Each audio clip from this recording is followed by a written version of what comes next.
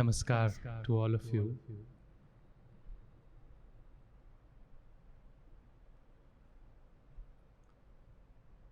This is a series on Sri Aurobindo's book, Synthesis of Yoga. And this chapter, which we are going to explore today, is called as the difficulties of the mental being.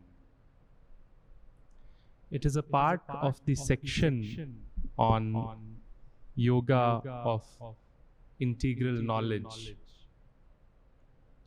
Integral knowledge, in the light of integral yoga, refers to Jnana Yoga and giving it a more fuller meaning. Yoga of integral knowledge is an exploration of not just the true knowledge, but a complete knowledge. It is not just an exploration of the true knowledge and complete knowledge, but also an experiential knowledge, not just at the level of the mind that we are seeking to understand what is the truth, but have a certain experience of what really is the truth. And then it is not just a true complete knowledge with some mental experience, but it is also a complete experience in all the faculties of human system, where one can experience the divine as the truth in the mind, as love and light in the heart, as delight in our vital and the senses. So yoga of integral knowledge seeks a complete, true, experiential knowledge. And in this seeking, the mind is the primary faculty in Jnana Yoga, where through the mind, one opens up towards this divine. And when mind is the primary faculty, then there are certain challenges and difficulties that the mind faces in opening up to this true complete experience. And that is what this chapter is all about.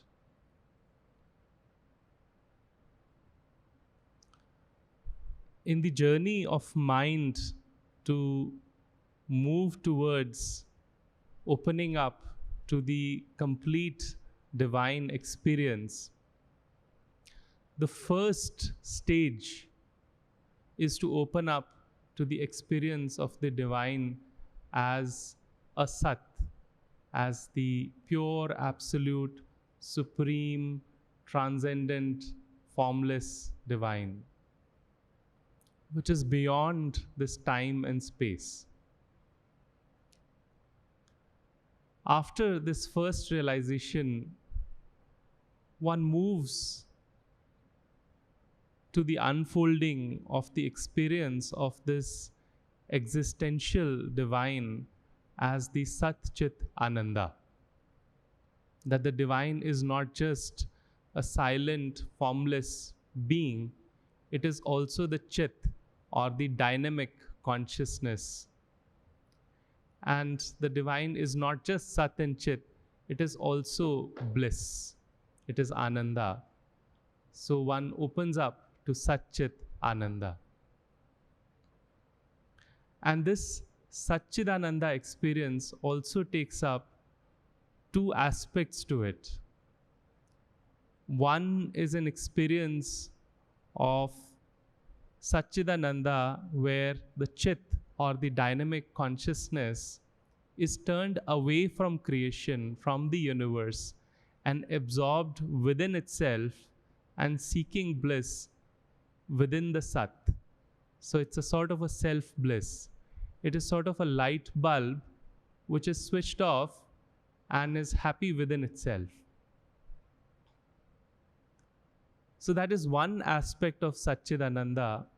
But when this light bulb is switched on and it starts to manifest, then this Satchidananda takes the form of Sat and Chit. Chit being the dynamic consciousness pouring itself into this universe as creation. And it comes with a spontaneous joy of creation. So that becomes the second aspect of Satchidananda. So the mind first opens up, goes beyond itself towards a formless Sat or existential aspect of divine. Then it opens up to the Satchidananda as a bulb which is switched off but is blissful, to a bulb which lights up into this creation as the dynamic aspect of Satchidananda.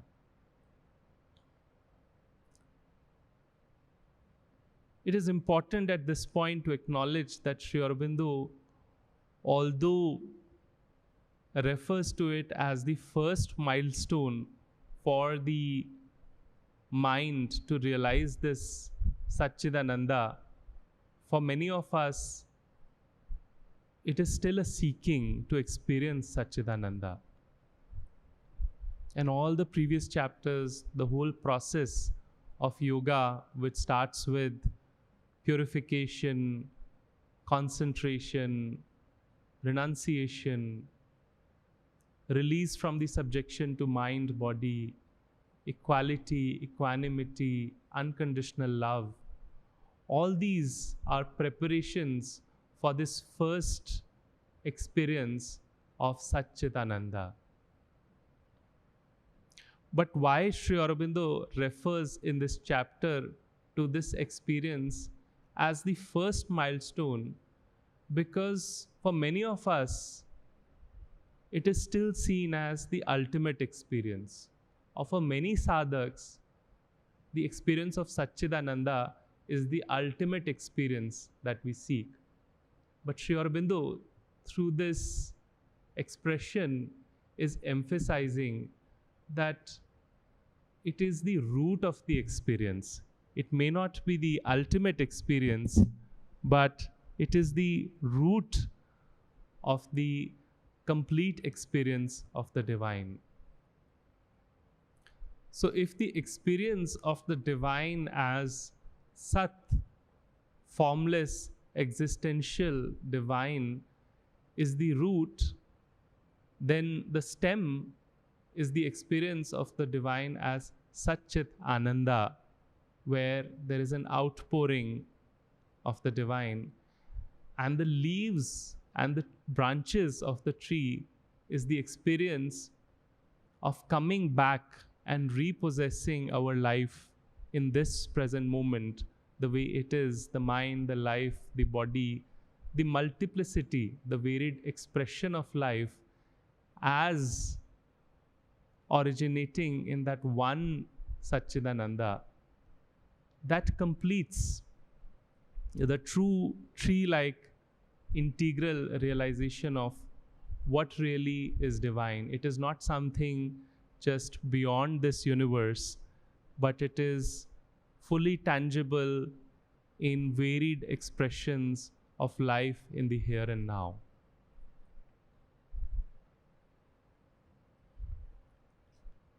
Now, if the mind, if the human being was at this point a supramental being, then this realization of the complete tree would be easy.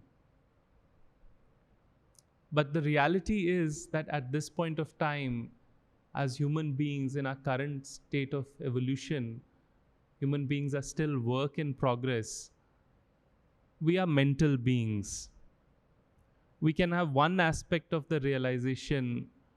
We can see the divine within ourselves, or see the universe as divine, or see the divine in the formless experience beyond this universe in meditation or silence.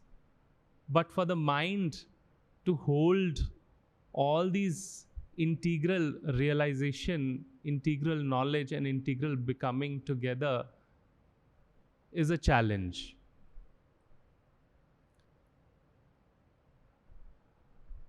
And it is important to acknowledge this difficulty or challenge in front of us, in front of the mind, at the beginning of yoga itself, so that we remember that this process of integral yoga, or for that matter, any yoga, is incomplete without the divine help. So we all seek the divine help, the divine surrender, and a sincere practice for the mind to be able to open up to this tree-like experience of the divine fully. And it is important because it helps us go beyond the intellectual ego and the spiritual ego of a sadhak who, having had a face-to-face experience or a subtle experience of the divine in one aspect, tends to cling to it as if, now I have understood what the meaning of divine is. Now I have had the divine experience. But this aspiration of the tree-like experience humbles the mind and helps us constantly aspire to progress, constantly surrender and seek the divine help in opening up the mind more and more.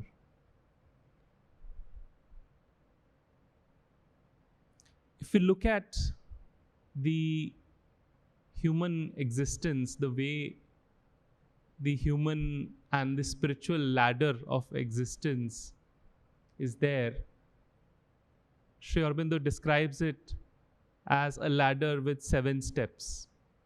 And many other texts have described it as a ladder with 7 steps to it. The first 3 steps being the human level steps, which is the body, the vital, or which is our tangible prana, and the mind. And then there are 4 steps which are above in the spiritual existence.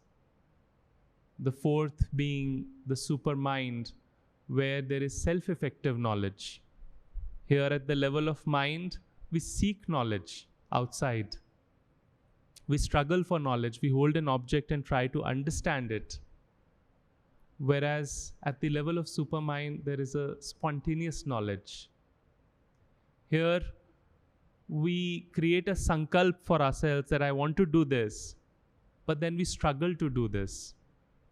At the level of supermind, there is a self-effective knowledge. Whatever is thought, that manifests.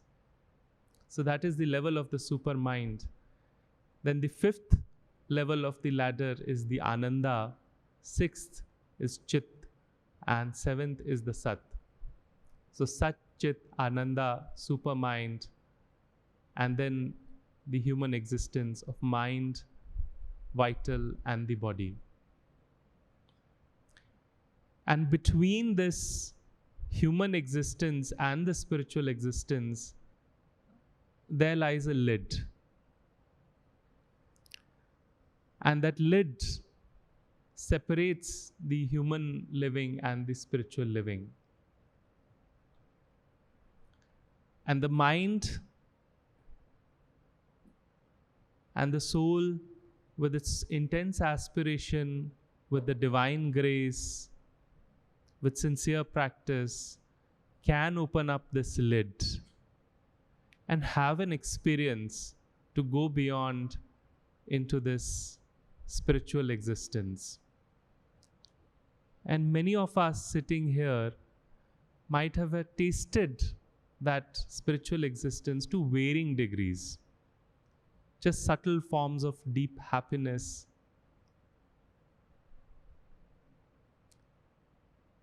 But when the mind, from its humble station here, looks at this experience of spiritual existence, it typically views it as something which is way beyond it. It sees a huge gulf between what it is here and what that is up above. It sees it in some cultures as a heaven. In some cultures, it sees it as Krishna consciousness. In some cultures, it will see it as Christ consciousness. Some people will choose to call it their own highest self, their own being in the current state as an imperfect being, and refer to this spiritual existence as their highest self. But all the same, in each of these, there is a feeling that there is a huge gulf between the mind here and that spiritual existence.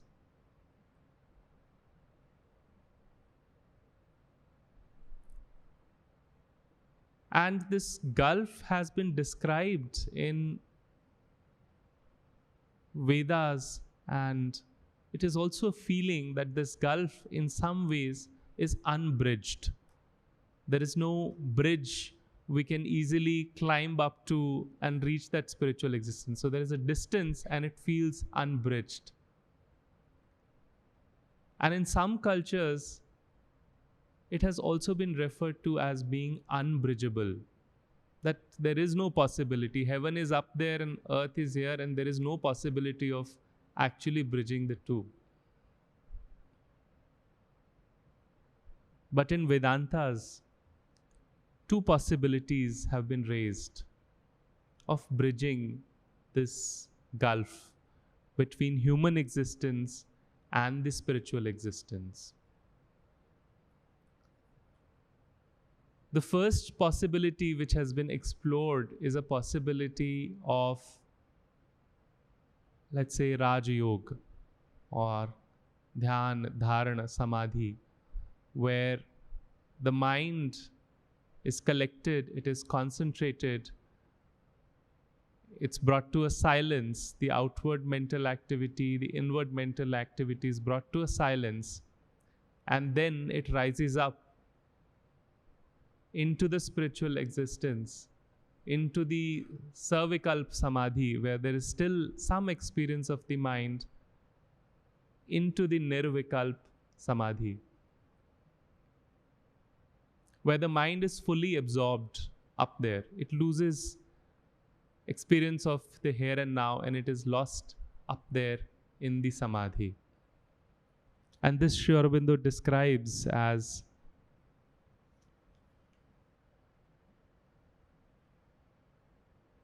in this Raj Yogic process, the ideal is to get rid of mind altogether and going beyond mental realization to enter into the absolute trance. So it's a yogic trance in which all sign of mind and lower existence ceases. But this is a state of consciousness to which few can attain and from which not all can return. So this samadhi is in itself difficult to attain, and if one attains it, it is difficult to come back from it fully in the here and now. But the fact is that even if one experiences samadhi, eventually, if we are in a living frame, we have to come back. Eventually, we have to come back to attend to our basic needs.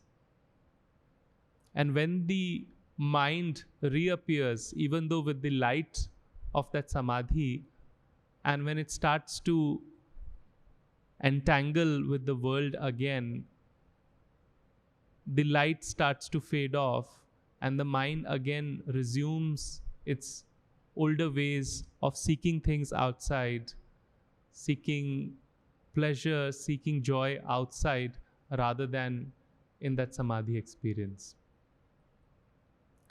And then the general thought is to follow certain principles, reduce one's waking activity to the minimum possible. And it is understood that complete liberation is not possible until we are in a body mind frame. And so one has to limit one's activity to what is necessary and follow certain rules and regulations, and make the process of samadhi more and more frequent, more and more intense. So spend more and more time in meditation, and that typically adds to the list of rishis and yogis who are present in forests and Himalayas all across the world. But is this what is we are here for? Is this the need of the hour?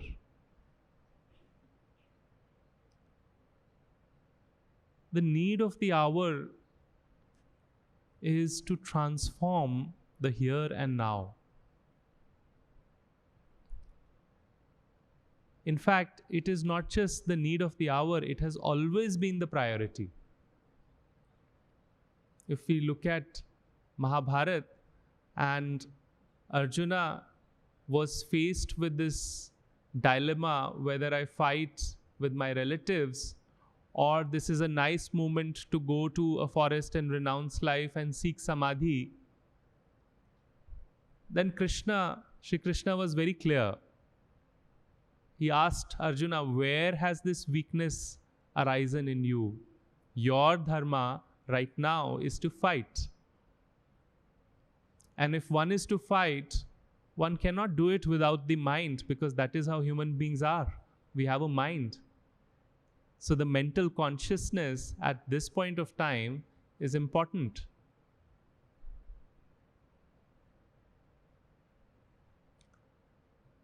And this is where Sri Aurobindo and Sri Krishna both emphasize that at this point of time, mind is important. Taking care of the mind is important. But one needs to detach from the weakness in the mind. One needs to detach from the indifference that comes in the mind after coming back from that blissful state of samadhi and meditation. When comes and looks at the world and the state of the world, there is a natural disgust that appears. How much struggle in this world? Or there is a natural indifference that appears in the mind. Or there is a natural tendency to escape which starts to appear. But that is a part of the lower or the weaker mind. This is what Sri Aurobindo and Sri Krishna emphasize. Where is that weakness coming from in you, Arjuna? So one learns first the experience of samadhi, but when one comes down from the samadhi, one is vigilant of this disgust or this indifference towards the world, or this escapist tendency coming in, and staying open and staying compassionate to each and every being, to all animate and inanimate matter. That provides the opportunity for the mind to evolve, to be able to equally experience both the higher 4 ladders and the lower 3 ladders fully. And the highest teaching in this first possibility is to even let go of the desire for liberation in the mind. The mind seeks its own liberation कि मैं आज़ाद हो जाऊं, मैं मुक्त हो जाऊं, मेरे को मुक्ति कब मिलेगी? But even letting go of this desire of, or detaching from this desire for liberation and seeking to be here as long as and as many times to fulfill the divine will, when that starts to happen, then the mind starts to open up to the second possibility of bridging this gulf in the lower 3 ladders and the top 4 ladders. And this second possibility of the mind is making use of a beautiful power in the mind, the power to reflect. Because mind, if we truly look at it, it is broadly a mirror. It is a transmitter. And here Sri Aurobindo states a very important fact that a lot of the mental activities that we have, a lot of thoughts that we have, very rarely, or there is nothing which actually originates in the mind. We all say that, oh, this is a product of my mind. But Sri Aurobindo enlightens us that there is very little that actually originates in the mind. Because mind actually is a mirror. It is either reflecting what is coming from outside, it can reflect what is coming from inside, from one's own inner being. It can reflect things from below, from our subconscious mind, all the stuff that is stored in from the past memories. It can reflect from above, the intuitions coming from above. So it's largely a reflector. And this second possibility makes use of this power to reflect. And the second possibility is of not losing the mind, but divinization or spiritualizing the mind itself. And that calls for two aspects. One is the position of the mirror mind, and second is the quality of the mirror mind.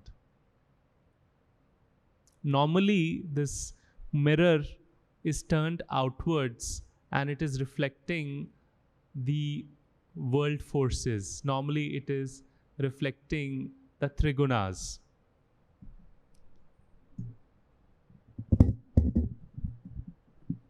So, normally, it is, if we just take a moment to even reflect inside, what is the state of our mind? If we take a moment to close our eyes and just focus on our breath and go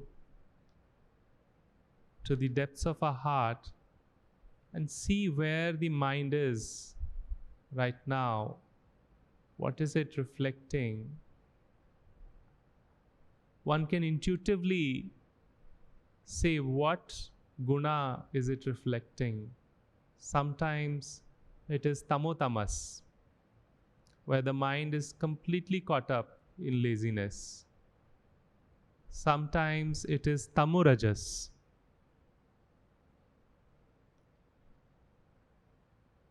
where there is some degree of arising of the mind. Sometimes it is rajosattva, more active. Sometimes it is rajosattva, where the element of purity, compassion is starting to come in. Sometimes it is satorajas, and sometimes it is satotamas.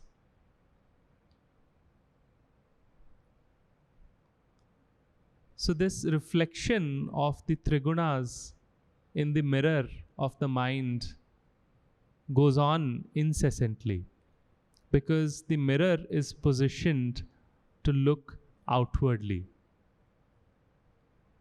But this same mirror can be turned inwardly to reflect the divine seated within us, or it can be turned upwards to reflect the top 4 ladders of existence. And this is where faith comes in as a very essential element, because normally as human beings the faith is turned outward. If I have this, then I'll be happy. If I have that, then I'll be happy. So turning the faith inward and upward, and the aspiration turned inward and upward, and having courage, because a lot of fears bind us to looking outward. If I don't do this, then this will happen. So it is the desires and the insecurities and our faith outwardly which keeps the mirror turned towards the world. But once we can have faith, we can have courage, we have an intense aspiration, then the mirror can be turned upward. And then there is a possibility of reflecting the divine. The second aspect is the quality of the mirror. If the mirror is broken, if the mirror is dirty, if the mirror is foggy, then it cannot reflect the divine. It will present to us a distorted image, which again happens to a lot of us. A distorted image of the divine. We feel we are aligned with the truth, but we are getting a distorted image. So the mind has to be made clear, pure, and passive. The mirror needs to be brought together, cleaned up nicely, so that it can reflect the divine as it is. And Sri Aurobindo here uses 3 words. It needs to be clear, it needs to be pure, it needs to be passive. By clear, he refers to silence, without any ripples. By pure, he refers to the mind not being easily influenced by things or getting averse to things. Purification of the mind, Sri Aurobindo gives out a whole chapter on this, that actually the purification of the mind doesn't just depend on the mind, because the mind is constantly being impacted by the heart. So the heart needs to love with calmness and depth rather than develop attachments. The mind is impacted by the vital, which is constantly seeking joy in life. So the vital needs to be purified to seek joy in what is there in the present moment, rather than seeking joy in past or future. The purification of the senses, so that they become open and receptive rather than interfering with the mind function. I want this, I want that. So a clear and a pure mind and a passive mind, a mind which is not trying to actively control the outcome, actively seeking knowledge outside, but it is ready to have faith that the knowledge and the understanding will come. It is like the Buddha bowl, which is empty and ready to receive.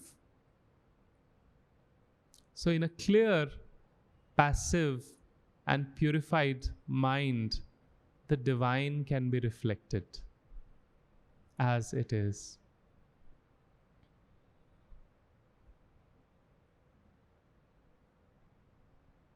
And this then becomes into a sort of a waking samadhi.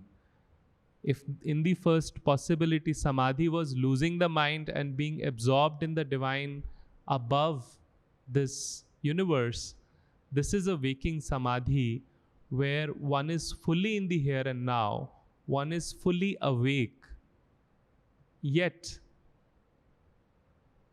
there is an element of silence. Even in this, one has to quieten the outward and the inward mental activities. Only that amount of activity can go on, which is possible mechanically, which doesn't involve the mind. So this also is a sort of a samadhi, but it is a waking samadhi. So this is the second possibility, how the human and the spiritual existence can be bridged. But here again, Sri Aurobindo opens us and raises us towards a third possibility. He says that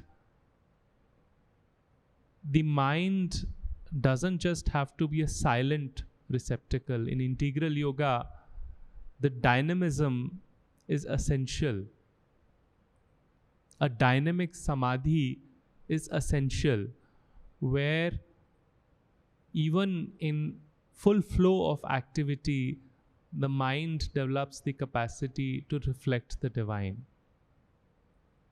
And that, he says, can happen to some degree when one opens up within the mind itself to some higher planes which have the capacity to reflect this dynamic aspect of the divine. And Sri Aurobindo, in one of the previous chapters, describes the process how, having cleared, purified, made the mind passive, how one can move to these slightly higher planes of the mind. The step one is first for the intellect to learn to differentiate between what is a false intuition and what is a true intuition. To first be able to discriminate that what is actually coming from a higher plane and what is just a product of the mind. First developing this capacity, and when the true intuition arrives from above, not to attach too much importance to it, to offer it back to the higher plane. And in this way, the experience becomes of living a life from intuition to intuition. Normally what happens is, we are able to silence the mind and one receives one intuition and the mind gets excited. I have had an intuitive realization. But the process here is to not attach too much value to it, to offer it back. And in this way, one can open up to higher planes within the mind which have the capacity to some degree of a dynamic reflection of the divine. But here Sri Aurobindo again points out the next level of difficulty. He says that but in arriving to these planes or deriving from them, the limitations of our mentality pursue us.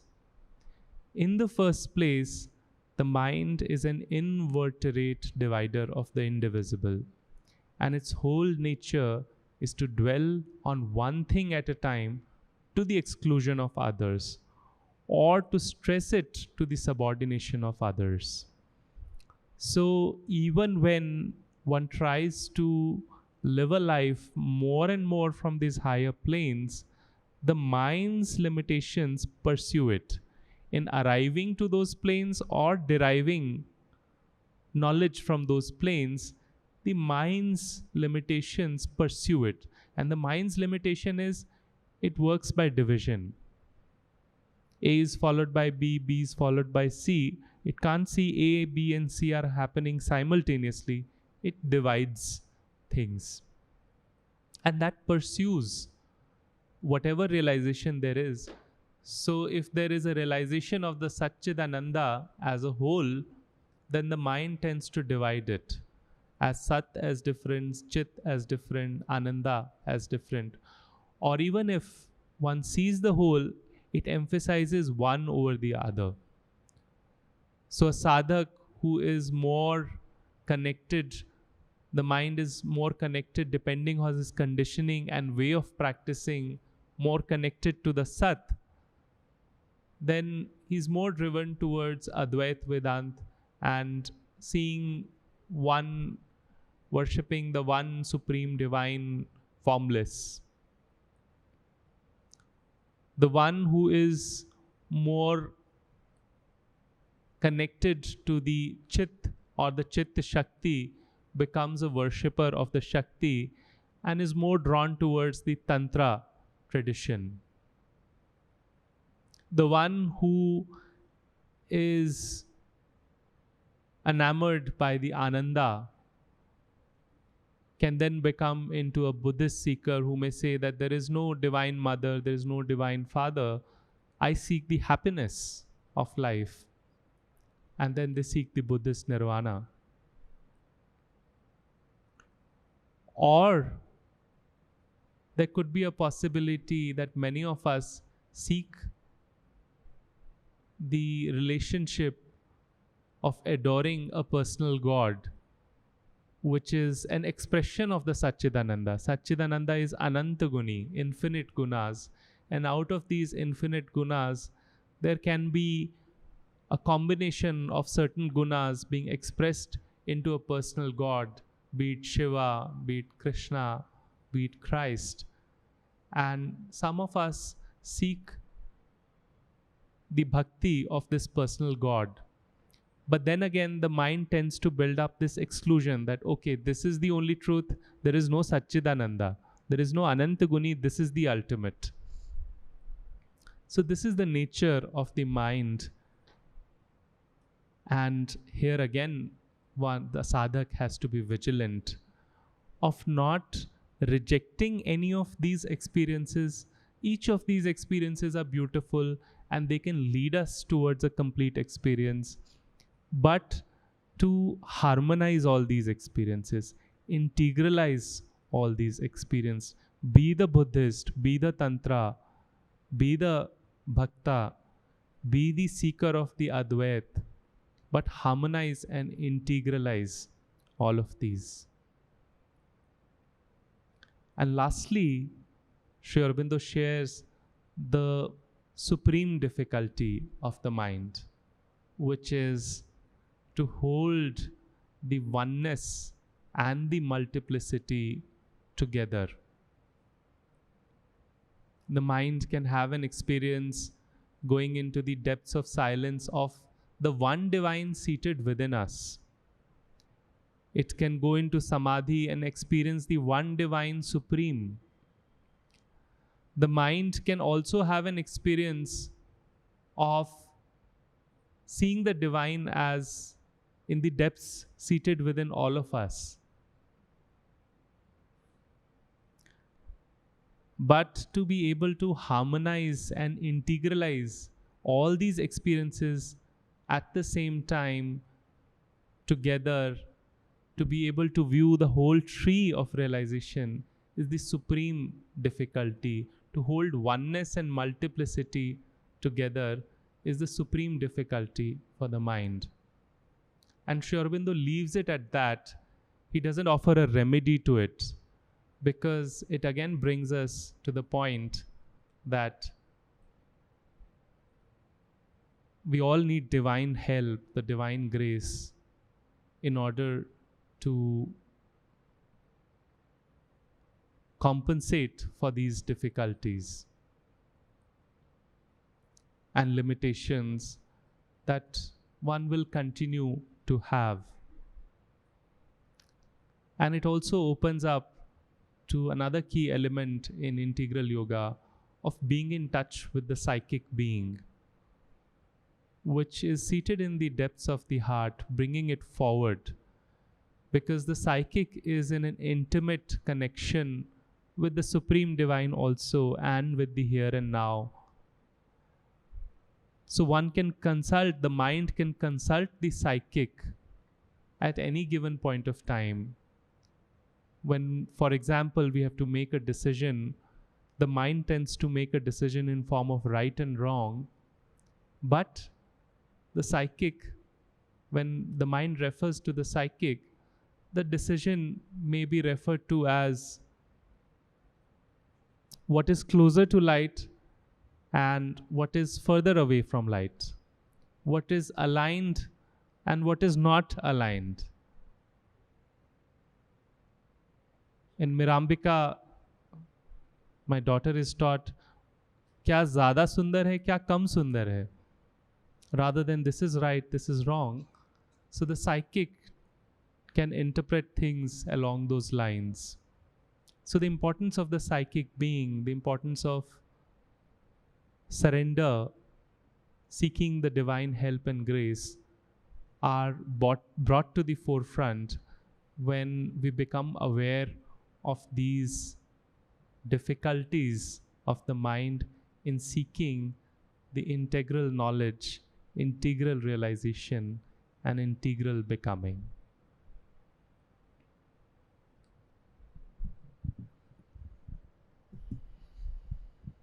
So, just to summarize, through this talk, we explored first the tree of integral realization, and then we looked at the ladder of human followed by the spiritual existence, the 7 steps, and how there is a lid between the two. Then we looked at how the mind from its humble station looks at the higher 4 steps of spiritual existence as very far away. And then we looked at the 2 possibilities of bridging this distance, one of samadhi, second of waking samadhi. Then we looked at what are the points of vigilance in both. In the first, one is prone through the weaker mind to gradually start seeking an escape or develop a disgust towards the world or an indifference. So the importance of, even if we practice meditation, even if we seek samadhi, we equally live this life with openness and compassion. And the vigilance point in the second is not just to idealize the waking samadhi. One has to go one level further in seeking the higher planes of the mind, where there is a possibility of moving from intuition to intuition. Then we looked at the still obvious presence of the division of the mind and how one seeks one aspect of the Satchidananda over the other, and how the aspiration has to be integralize all forms of realization, harmonize all, and not reject any form of realization. Thank you. Dr. Bijlani, would you like to add something? Thank you, Mankul, for making a rather difficult topic very easy. The topic was the limitations of the mind or the difficulties of the mental part of the being. The mother has issued a warning that we should not try to understand spiritual matters or spiritual truths at the mental level. But in spite of this caution, we have a tendency, being mental creatures, to do exactly the opposite. We do try to understand the spiritual truths using the tool that we find most reliable, and that is our mind. Why the mother has warned us is because, as was pointed out, the mind is basically a mirror. And the mirror has both a limited capacity and a limiting tendency. So the mind is a limited and limiting instrument.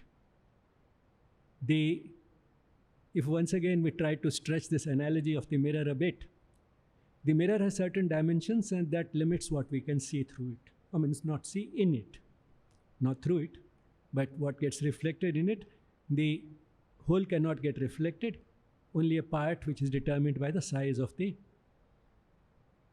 mirror. And therefore, it both has limitations in terms of how good an image it can form, but also it limits the extent. So it's both limited and limiting. And the limited part can be reduced to some extent by improving the quality of the mirror. And the quality of the mirror means the mirror may be broken, the mirror may be fuzzy, as was pointed out. So we try to make the mirror as clear as possible, and that is what the process of yoga sadhana is essentially about. That is trying to get rid of all those impurities, weaknesses, drawbacks, distractions, complications, which try to limit the type of view that we get. Now, what is it that we are trying to see? We are trying to see in this mirror a reflection of the divine. And for that, one of the first things that is required is, as was pointed out, change the angle of the mirror. You know, when you drive, if you want to see a view at the back, sometimes you find that you can't see it, then you turn the angle. Then you know what is behind you becomes much more clear. So turn the angle. And what is the direction in which we have to turn it? Instead of out and down, which is the usual tendency of the mind, turn it up and within. So change the direction. Keep in mind that the mirror has limitations. It can't show you everything. It is limited by the size of the mirror. So acknowledge that. And also that it has limitations which can be reduced by making it as clear as possible, wiping it, removing any mist that might have collected on it, mist, dust, everything. Now, that is what will show us a little better. But then,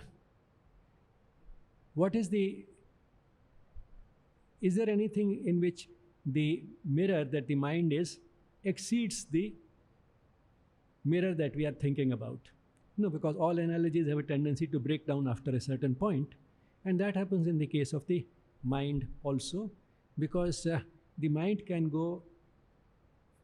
transcend some of these limitations, and that is because this mind is itself a manifestation of the divine, and therefore it can take us pretty far in giving us a pretty good mental picture of the divine, and eventually, using the Raja Yogic Siddhi, one can more or less get rid of the mind and become one with the divine. That is what Samadhi is about.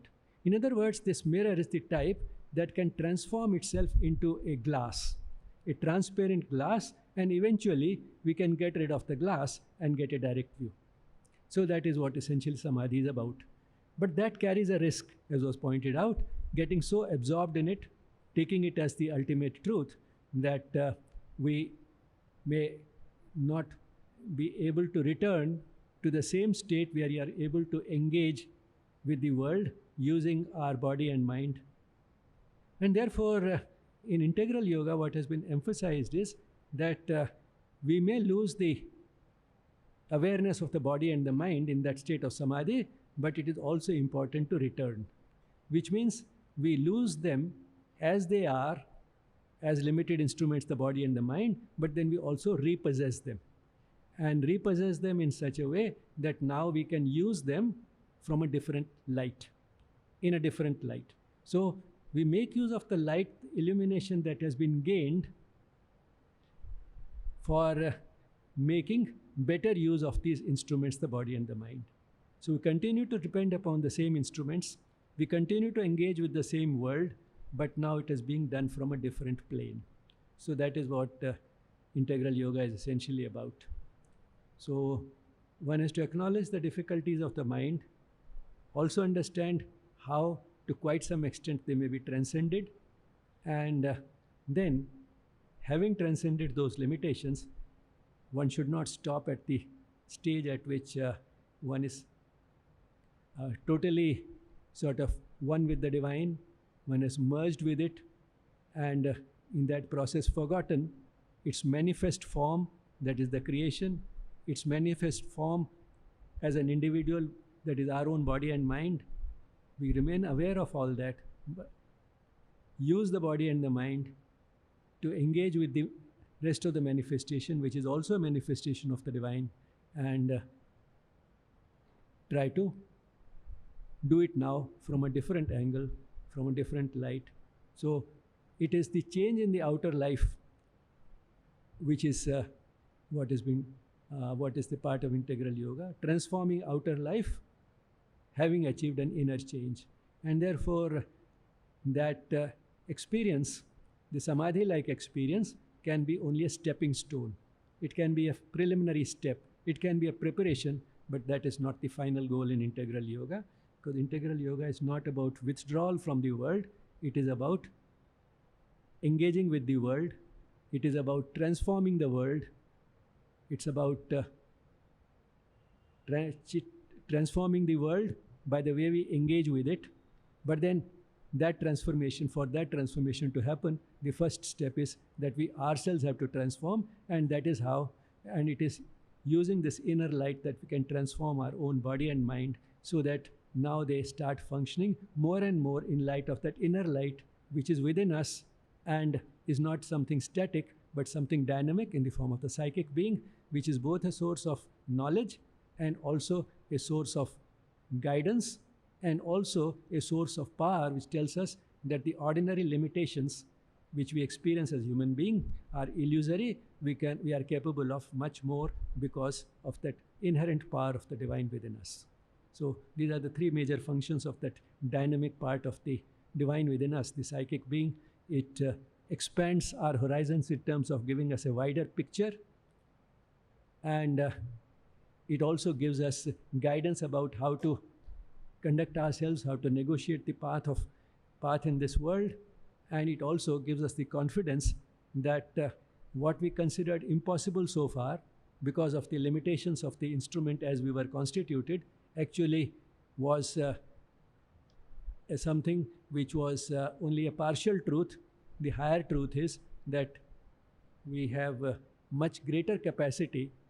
Our instruments, the body and the mind, have also much greater capacity than we imagined, whether it is the capacity of the body to keep itself healthy, or whether it's the capacity of the body to heal itself, or whether it is the capacity of the vital to not just get distracted by ordinary fleeting pleasures, but to experience the joy of devotion to the divine, that ecstasy, that rapture, that also the vital is capable of, and whether it is the mind which is not just capable of crude reasoning, but it is also capable of a good glimpse of the divine itself. So to see that all these instruments have a far greater capacity because of that divine of which they are manifesting is also a part of the psychic being. So that is what integral yoga is essentially about.